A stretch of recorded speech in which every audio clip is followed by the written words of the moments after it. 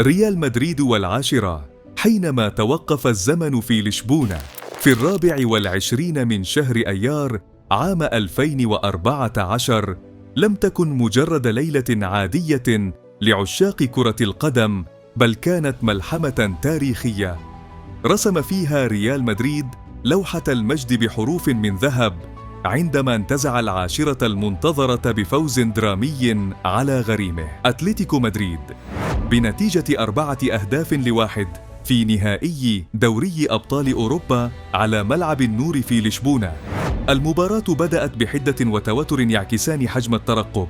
أتلتيكو مدريد بقيادة مدربه العنيد دييغو سيميوني دخل المباراة متسلحاً بروحه القتالية المعتادة، فيما ظهر ريال مدريد بقيادة كارلو أنشيلوتي حريصاً على فرض إيقاعه. جاء التقدم في الدقيقة 36 لصالح الأبيض والأحمر عبر المدافع دييغو غودين، مستغلاً خطأ في تمركز الحارس إيكار كاسياس. منذ تلك اللحظة بدأت المباراة وكأنها تنحاز إلى الكتيبة الحمراء والبيضاء، مع اعتمادهم على الدفاع الصلب والتماسك البدني. الشوط الثاني شهد محاولات عديدة لريال مدريد، ولكن التكتل الدفاعي لأتلتيكو وحارسهم المتألق تيبو كورتوا وقف سداً منيعاً أمام كل المحاولات.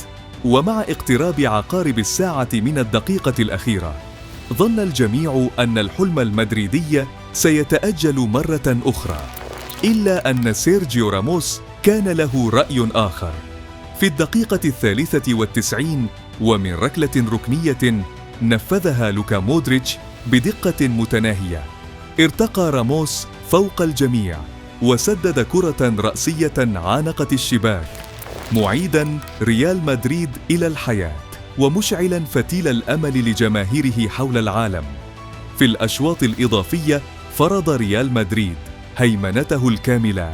سجل جاريث بيل هدف التقدم برأسية قاتلة، تلاه مارسيلو بهدف ثالث من تسديدة صاروخية، قبل أن يختم كريستيانو رونالدو مهرجان الأهداف بركلة جزاء، مؤكداً تتويج الفريق بلقب طال انتظاره.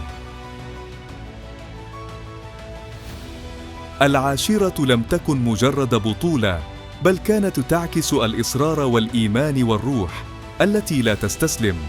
ليلة لشبونة ستظل محفورة في ذاكرة كرة القدم كواحدة من أعظم لحظات المجد في تاريخ ريال مدريد، الفريق الذي أعاد التأكيد على مكانته كملك متوج على عرش القارة الأوروبية.